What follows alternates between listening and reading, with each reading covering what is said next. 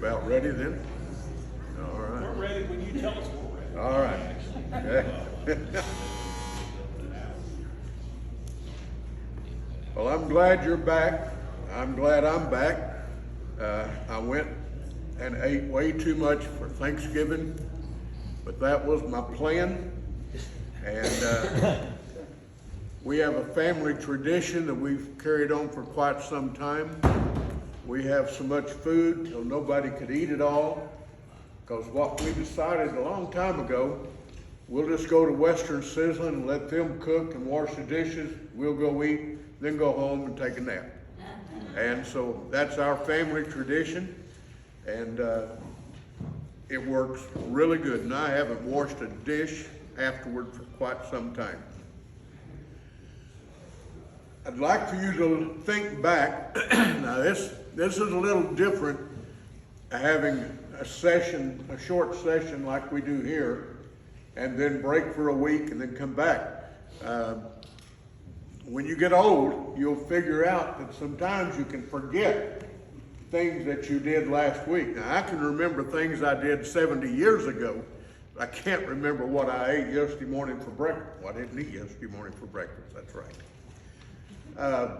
So sometimes I have to think, what did we cover last week, and make sure that we answered it, because a lot of times I like to leave you with a thought, to give you something to think about. The veterinarian that was out walking that early one morning and saw that particular animal that he'd never seen before, and neither had he ever heard of before.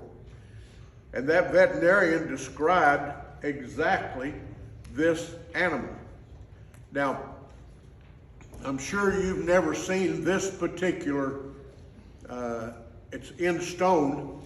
It's a pillar or part of a temple in India. And it's been around for a long time before we ever knew what a stegosaurus was. And there in the temple in India is a picture of a stegosaurus. Now, a few centuries ago, how would they have known what a stegosaurus looked like? Well, they wouldn't have unless they had seen one, or at least seen drawings of one. Now, that's a possibility. But now this is what the veterinarian described in 1492. And the way you remember that date, that jerk was sailing around and ran into one of the islands down there south of Florida. And but that particular time period, the veterinarian was seen this and described it. The horse's head, which you can't see because he's kind of turned his head away there in that particular etching in stone. But he did describe the shields that was on his back, and of course the big tail. Now, if we'll turn up, now why is that important in studying the Bible? Big question. Yeah, is the Bible accurate, or is the Bible made up of fairy tales? Well, some people think the Bible's just made up of good stories. Well, if the stories are not true, they're not good stories. You don't tell lies and tell people this is the truth, but yet it's really a lie. And then somebody says, well, that was just a real nice, good story. It's not true. It's like if Jesus says, I'm the Son of God, and he's just a little bit off, or he's telling a fib, then he's not a good guy. Not one to base your life upon. So if the Bible is not accurate, then we're wasting our time. If the Bible is not accurate, then why am I spending so much of my time when I could be home taking a nap? I like to take naps. Naps are fun. It's that waking up that kind of gets the best of me. But why are we here? Why did you get up, come all the way here, sit here listening to some guy rattling off, if it's all for nothing? If it's not accurate, then we're fools. That's the best way I can put it. If that Bible is not accurate, then we're nuts.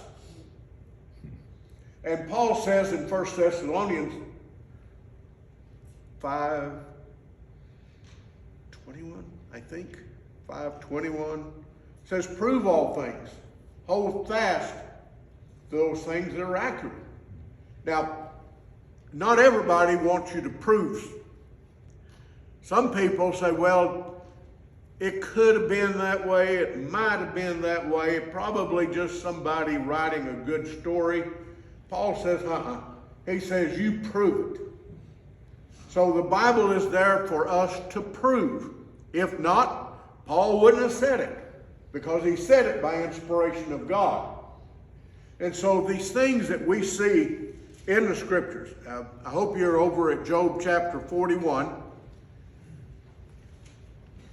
Might as well go ahead and get your Bible out or your cell phone. I like my cell phone because I can blow that script up big enough I can step back and see it. Got to be real careful about this stepping back.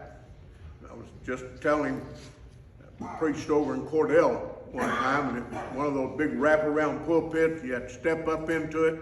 I got through preaching and I stepped back and forgot there was a step there and went right to the floor. The cameras were hooked up to the nursing home there, and he said they just couldn't get the people to calm back down. They said, whoops, there goes another preacher. So you got to be careful. But if you blow it up big enough, you can step back and look at it. I just need a bigger phone. But look at verse 15, chapter 41 of Job, verse 15. Now he's talking about Leviathan. He's been talking in chapter 40 about Behemoth, which, as we said in Hebrew, the word behemoth means terrible monster or terrible land monster. In chapter 41, God goes ahead and Job, he said, I want to really prove to you, Job, that I am in control of all of this. In chapter 41, he's describing in detail Leviathan, which in Hebrew means really terrible monster, possibly a sea monster. Verse 15, you've had time to turn there now, chapter 41, verse 15. God says this Leviathan, which he's describing in detail, its back has rows of shields. Amen. It'll do that to me every once in a while. Its back, Leviathan, back has rows of shields tightly sealed together. Each is so close to the next that no air can pass between it. They're joined fast one to another. They cling together and cannot be parted. Now there's 3 verses that's on this description of the back of this particular animal. And at least the Stegosaurus comes close to showing shields on the back. Now, a Stegosaurus is not the animal that's described here. I'm showing that to show you that the back has these shields. Also, that veterinarian in 1492, when he described it, this is exactly what he described. But yet, what verse was that? Say it again.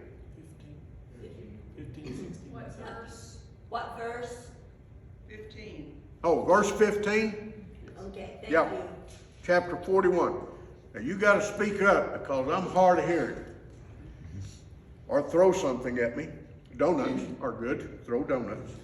That works well. All right, but now I want you to look at verse 18, 19, 20, 21. Here's where it gets really exciting.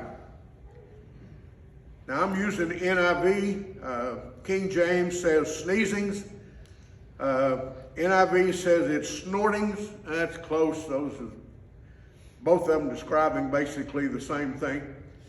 Verse 18, Job 41, verse 18. Its snortings throws out flashes of light. Its eyes are like the rays of dawn. Flames stream from its mouth, sparks of fire shoot out, smoke pours from its nostrils as from a boiling pot over burning reeds. Its breath sets coals ablaze, and flames dart from its mouth. Now, if you want to really have fun, just get you a whole bunch of commentaries. I'll get it right in a minute. But if you've got your phone or you've got your laptop, you can go to different places. They'll have just dozens and dozens of commentaries.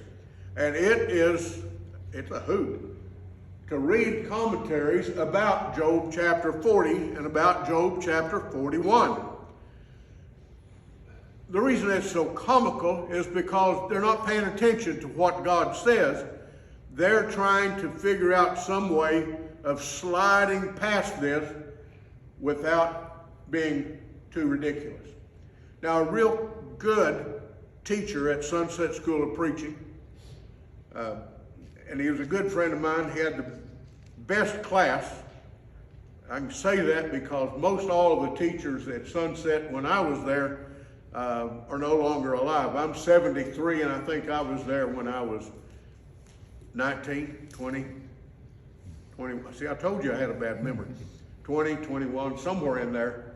And I was the youngest one that had ever gone through that school, so most everybody else are all dead now. So I can tell you my favorite class. And he wrote a commentary on Job. And I've mentioned this before. Wrote a commentary on Job, a pretty decent sized thick book. And he got over to Job chapter 40 and it was blank. Chapter 41 is blank. Chapter 42, he just carries on. And I asked him, I said, Richard, what happened to my book? It's got blank pages. And he said, if you don't know what you're talking about, don't say it. I said, okay, that makes a good point. But I want to know what's on 40 and 41. So it's one of those things that gets you. You probably have met kids that you say something and they say, why? And you say, well, it's just because. And then you go on and they say, why? And everything you say, they say, why? Well, I was one of those kids. Everything that I was told, why? In Sunday school, several times, I'd ask Brother Dugan Smith, what about dinosaurs in the Bible? He'd say, we don't discuss that here at church. And I'd say, why? He'd say, Glenn, we're not discussing dinosaurs here at church. Okay, all right. Finally, when I graduated from high school, Brother Smith said, Glenn, why don't you go off to college and ask all those college professors about dinosaurs and then you come back and tell us? Well, they just set me up for this. And so, as much as I hated history in high school, just couldn't stand it, I got to OCC and walked in and there was another coach teaching history. And I thought, oh man, here it goes again. Sat there, memorized 246 dates, none of which was really important, but that wasn't his interest. I asked him one time, I said, why don't coaches teach history like you do? And he said, because I'm a history professor, I just do the coaching because that's fun. And it was obvious. First day I was in his class, when class was over, I was still sitting there, and he said, what's wrong? And I said, I want more. And he said, well, stay in class. We'll give you more. Now, he was not teaching this type of history. He was teaching Civil War history. But on that first day, it was the little details that get you when you're studying history. There were two reasons for the Civil War. Now, there were a lot of underlying things, but plows. Number one thing was plows. Well, I was raised on a farm. We had plows. Never would have thought of fighting somebody over a plow. And the second one, of course, you know what it was. That was a woman. Now, all those other things that you hear about the Civil War, he was showing things that we didn't think about, things we didn't read in history books. And that's what I wanted to know. Why? And so whenever you get, how many times, I'll get here real fast, how many times have in Sunday school class or heard the preacher teaching on Job chapter 40 and 41? Never have you ever preached on Job 40 and 41? Not that I recall. Oh, that's a safe answer. We don't touch it. Why do we not touch it? I mean, it's in there. It's 2 whole chapters, actually 4. Back up to 38, 39, 40, and 41. It's 4 chapters showing that God is a whole lot smarter than we are, and that he's much more powerful than we are, and that he made things that we wouldn't even want to get close to. 4 chapters. And God finally lets Job down and says, okay, I'm through with you now. Why haven't we studied? Because of the details. If we did it just like that, God's in control, yep, okay, we're fine. God's over everything on this earth, yep, we're fine with that. But what about this little animal he's describing that's breathing fire? Oh, we don't want to touch that one. Why? Because animals don't breathe fire. I think I mentioned to you, how many of you have ever seen an animal that has the capability of breathing fire? And most of you said none, until I asked, have you ever eaten a hamburger? Cows, as I mentioned before, cows have the capability of breathing fire. All you got to do is stick that water hose down their throat whenever they get out on alfalfa and bloat. And they get this big, and they'll die if you don't get that out. So you stick them with a knife if that's all you got. Stick them with anything you got to get that methane gas out of one of their 4 stomachs. And my mother, as I told you, got a garden hose. She stuck it down there. We'd been burning trash. She pulled that big lighter out, held it to the end of that hose, and flame shot out. Never would have dreamed my pet calf could breathe fire. All you need to do is have a hose and a big lighter. So do animals have the capability of breathing fire? Well, our 2 show calves had that capability, if you help them a little bit. You remember last time we talked about the bombardment beetle, little bitty bug, and can shoot 2 chemicals that are manufactured in its body. Can shoot those 2 chemicals together, and when it hits you, it's at 212 degrees. That's boiling. Now, if those 2 chemicals got together inside that little beetle's body, that's pretty neat. I'll have to remember that one. It'd boil him alive. So there's nothing worse than having boiling bombardier beetles. Say that one 4 or 5 times straight. But there God made an animal, small animal, at least now, that has the capability of producing 2 chemicals and shoot those 2 chemicals out its rear end, and whenever they touch, they're at 212 degrees. That would hurt. Guarantee you that would hurt. Now that's a pretty good defensive mechanism.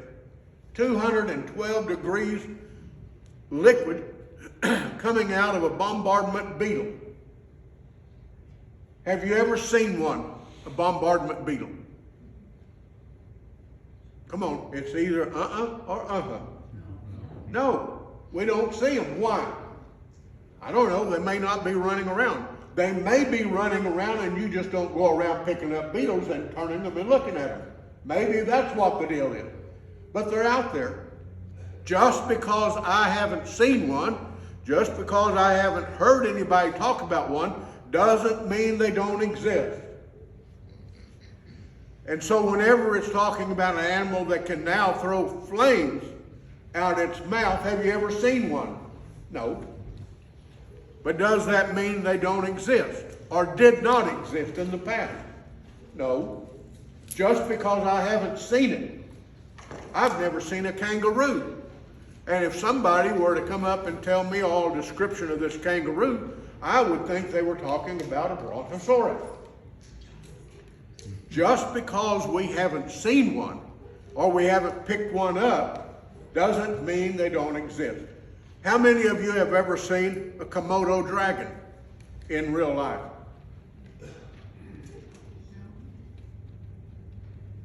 Just one? Do they exist? Sure they exist. They just don't exist in northwest Arkansas, I hope.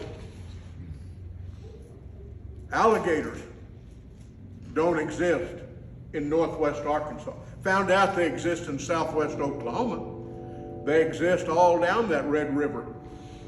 My granddad's farm, one of his farms, was down there on that Red River in southwest Oklahoma, and I found out that there were alligators there, pictures taken of them as they're moving, chasing the hogs.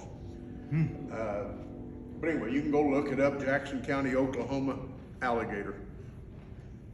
Just because we're not around them, just because we haven't seen them, and I had never heard of a Komodo dragon until I was 40 years old, I guess.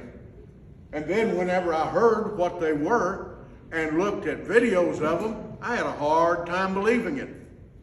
But yet, Komodo dragons can reach up to 20 feet in length. That's pretty good size for a lizard. So keep in mind, just because we've not seen it, just because everybody around us tells us, well, that died out millions of years ago, this one at least was around in 1492, this Stegosaurus, but yet the same people that tell us these animals died out millions of years ago, they forgot about the Stegosaurus. Now, the veterinarian, and then backed up then by this engraving in an India temple that centuries old, yeah, that animal existed. Now, Stegosauruses were not big animals, and not big animals today. And if you see one, I'd run. I'd run away. You probably have seen this in Chicago. This is called Sue. Now, I'm still getting around to chapter 41. I just want to set the stage for chapter 41 about the sneezing. All right, this is not a complete skeleton, but it's a pretty decent, it's close to completion. Now, whenever they found this Sue, and they put the bones together, this is what the midsection looked like whenever they had it all put together, the belly section.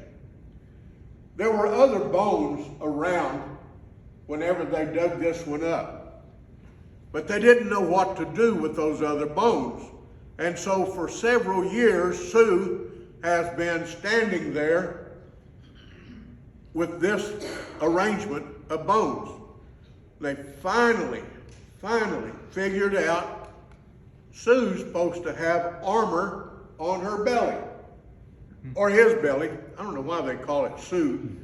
Johnny Cash probably wouldn't have liked that if that was a male.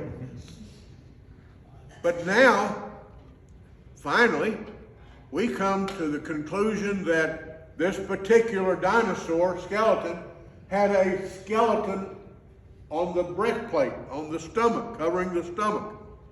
Now, here was all of these scientists that have been studying Sue and all of these other partial skeletons. They came to the conclusion there was nothing more than like a belly of an alligator.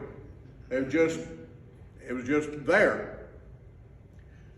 But with further study,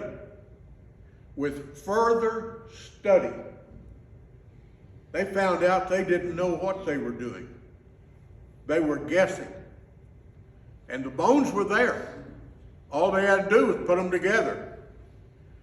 Now, that's going to lead us some other places a little later, dealing with dinosaur bones. Within the last 18 years, let's say 20 years, there has been a total upset and I mean total upset in dinosaur bones that have been found. Totally destroyed all of the thought processing that had gone into them before. So in the last 20 years, and that's not been very long, 20 years, all of the things they'd said about dinosaurs before being extinct, millions of years ago, that's all come crumbling down. That was a house of cards that got blown over. Now, and we'll get into it, they're finding things in those dinosaur bones that are not supposed to be there. And we'll get into that. Now, let's get into the sneezing part. There have been several, we'll go ahead and mention this one. And I'm sure you've already read about this one. It was outside, it was in a Japanese fishing ship. If you're not familiar, a friend of mine in Roger bought a Japanese fishing fleet, more than one boat. And what they do is they go out for a year at a time or a year and a half at a time, and their nets will draw in all these fish and they process them, and some of them packages it and freezing it, and they have it there for a year to a year and a half out there doing their work. And then they come in and they unload all that, and it goes to the stores and you get it. Well, this was down near New Zealand, off the coast of New Zealand. This got caught in their nets. And this is not a small animal. This is a big, big animal. Now, it stunk, according to the people that were there. It was slimy. Well, that's pretty obvious from the picture. And they couldn't figure out what it was. Now, these were people that their living is out there fishing, or drawing in the nets and taking the fish out that they want. Now, they took pictures of it, they described it and all kinds of stuff, but why did they not keep it? There's been a lot of people say, well, why didn't they keep it? Well, having been a quality control manager at Tyson's, what do you want and what are you allowed to have in your freezer at Tyson's? You can't put a dead, slimy, stinking deal in the freezer with the chickens that you're going to sell. So they could have kept this and dumped all of their frozen stuff because they couldn't sell it, that's for sure. It definitely would not pass inspection. Or they could dump this thing back after taking all the pictures and keep all of their processed fish. Well, they're out there to make money, so they dump this thing back in the ocean. But you can see the flippers there on the front. They're big flippers, not slippers, flippers. What would this animal be? Well, it's something at least a kinfolk to the Loch Ness Monster, Plesiosaurus. So, we don't have time to get into all of this detail, but this animal's still around. Because if this thing had been dead for 20 years, would it have been slimy and stinky? No, of course not. Within a day or two, it's probably all gone. All right, let's get off of this one. I don't like that one. That's my favorite animal of all. I used to think horny toads was my favorite, but I would trade 20 horny toads for a sail fin. Now, and we'll get back to sail fins. I just like to throw him in every once in a while. All right, I think that's it. There's the relationship of sail fins to a human being. Whenever they grow up big, ones today don't grow that big, and we will get into determining why they don't grow that big. How many of you was raised on a farm or been around farm work? You ever run across a careless weed? Oh yeah, you bet. Especially if you're from southwest Oklahoma. I don't know why they grow so fast and so big there. But fossilized careless weeds have been found that were 600 feet tall. Can you imagine chopping cotton and you got a 600-foot tall careless weed? The big question is why? Why did a careless weed used to grow 600 feet tall? Oh, I love it whenever we get into those discussions. We'll get into all of those. We won't be able to go into full depth, but if a sail fin that size now, and his ancestors were, there's the face of a sail fin. Isn't that a beautiful face? Now, you imagine that thing being grown up. You imagine a careless weed, and I've seen careless weeds get 10 to 12 feet tall.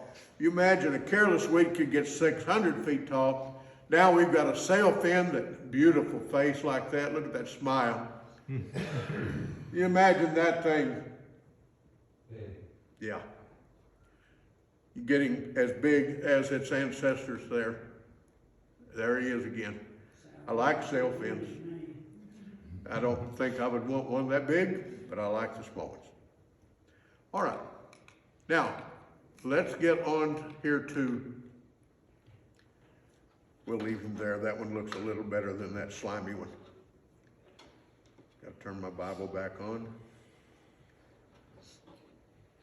Now, I want you to look at chapter 41, verse 18, 19, 20, and 21. Now, if you read these different commentaries, they will say various and sundry things that will make you laugh. 1, 2, 3, 4, 5, 6, a half a dozen of them will say, well, this is all it's something that God is describing. It's like an alligator, but he's blowing it up an idea and all this kind of stuff. I want you to look at these 4 verses. Verse 18, now God is writing this through Job. Its snortings throws out flashes of light. Now, is that, and I've seen animals that the sun hits their eyes just right and it kind of glows and kind of makes you think. But is that what he's saying here? Its snorting throws out flashes of light. Kind of like mist is what a dozen or 2 dozen commentators will say. Well, it's like, breathing in the wintertime whenever you see your breath, or the spitting out droplets.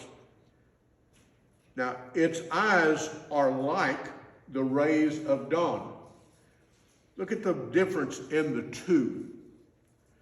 In the first part of that, verse 18, its snortings throw out flashes of light.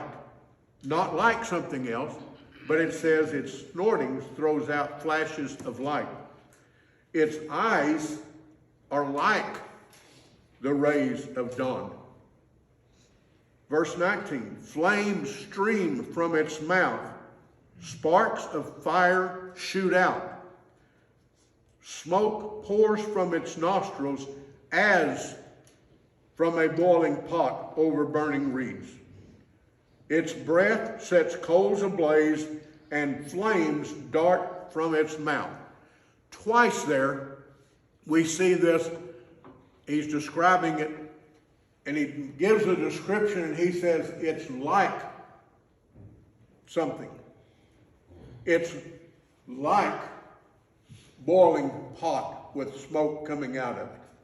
Now that's totally different than saying flames shoot from its mouth or breath sets coals ablaze.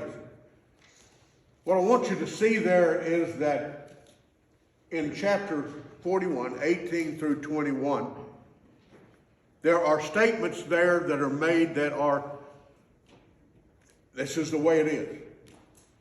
And then other statements there, this is his breath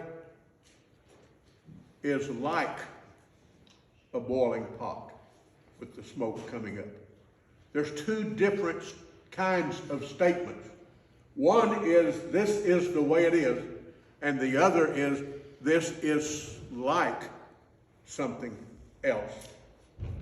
And that's very important, because the blaze, when it says that its breath sets coals ablaze, that is a statement. This is what his breath does. It's not that it's like something else. This is what its breath does. And flames dart from its mouth. It's not saying that flames dart from its mouth like spitting smoke in a cold, cold day.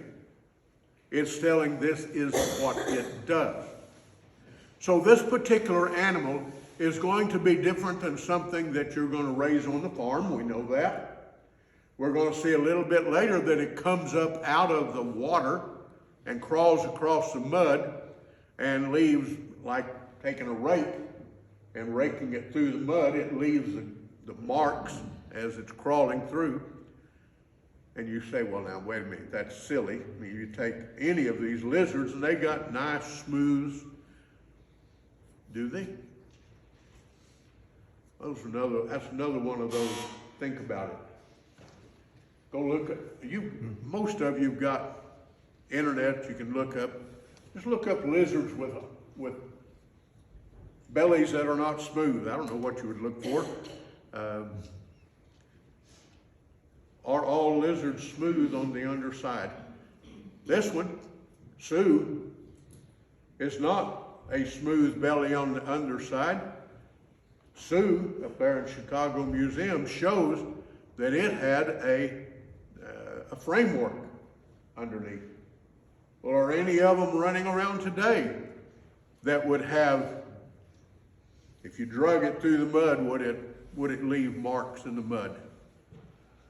Think about things like that. Why? Did God make anything like that? So in chapter 41, God he's telling Job, he says, Job, now he's already talked about Behemoth in chapter 40. He said, Job, look over there at Behemoth. That's in the Jordan River. And here he's saying to Job, Job, we need to consider this little animal that I made. Now, the question that comes to my mind, whenever God told Job, Job, look over there at Behemoth, and if Job had looked over there where God was saying, look, but there's nothing there, then God would have lost the whole discussion. Or, if he had said, Job, look over here at this alligator, but he describes him in this really strange method, and Job were to look over there at the alligator and say, yeah, but we're going to have alligator tail tomorrow for lunch, God would have lost his discussion. God would have lost the argument. You can't talk about something and describe it in detail, and who you're describing it to said, well, I've never seen an animal like that before. What are you talking about, God?